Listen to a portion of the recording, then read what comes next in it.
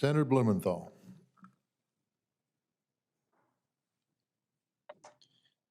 Thank you so much, Mr. Chairman, and thank you, Administrator, for being with us today. I apologize I'm not there with you in person, but I enjoyed our in-person meeting the other day. And as I expressed to you then, and want to reiterate now, first of all, we're very proud of the work that you've been doing as a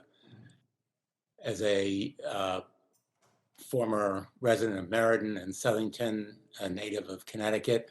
But also, much more importantly, I want to thank all of the workforce, the TSA employees who come to work every day under enormous pressure and make sacrifices that we often don't appreciate or understand. And I try to thank the TSA workers as I go through the checkpoints whenever I do at Bradley Airport or at Reagan or anywhere else that I go, most recently, and at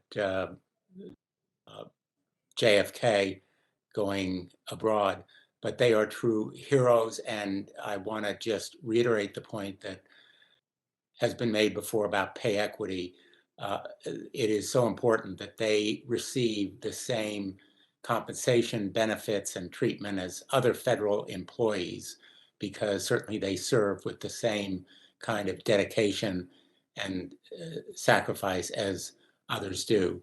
And I wonder if you could just describe for us a little bit what the impacts are of the lack of adequate pay as you talk to TSA workers, and why it's so important for us to keep faith with them.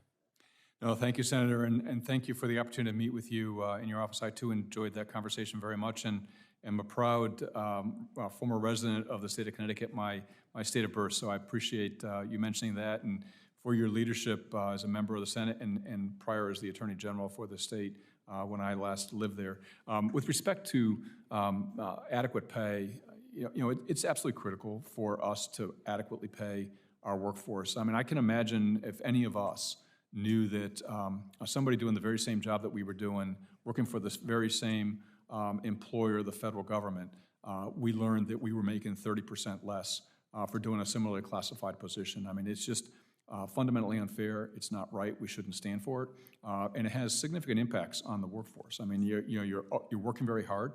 Our transportation security officers are on their feet for their entire shift. Many of them show up for work at 3:30 in the morning to make sure the checkpoints open in time for the first passengers that arrive.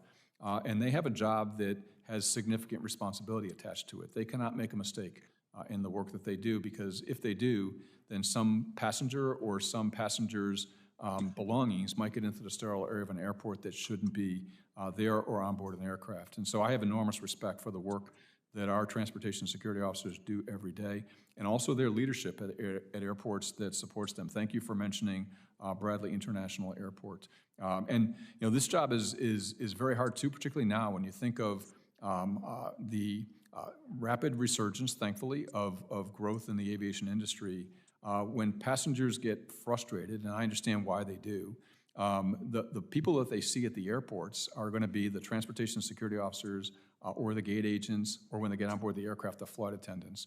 None of those employees, no matter whether they work for an airport, an airline, or TSA, had anything to do with why that might have taken them longer to get where they wanted to. And so I appreciate the workforce's endurance and their professionalism in presenting TSA and presenting the United States government to passengers through our system. So I would really very genuinely appreciate your and the entire committee's support of our pay equity proposal. Thank you. Well, I intend to continue to support S 1856, which Senator Schatz has led, which is the Rights for the TSA Workforce Act of 2021. And I also am supporting a bill that Senator Markey and I have introduced that would, in effect, return the security fees paid by consumers to the TSA. Right now, they're diverted to other parts of our budget. Do you believe that the monies that are collected through those security fees ought to go to TSA to improve its operations? Yes, sir. I believe that very deeply. I mean, passengers pay $5.60 for each leg of their journey when they buy a ticket. That money is called the Aviation Security Passenger Fee. It should be applied for purposes that support aviation security. In addition to providing additional funds to achieve pay equity within TSA, those funds will allow us to invest in the tools that we want to provide our officers so they have the very best technology to do the jobs that we ask them to do. Thank you so much for your testimony. My time has expired, but my best to your immediate family and to the entire TSA family, with thanks for all their great work. Thanks.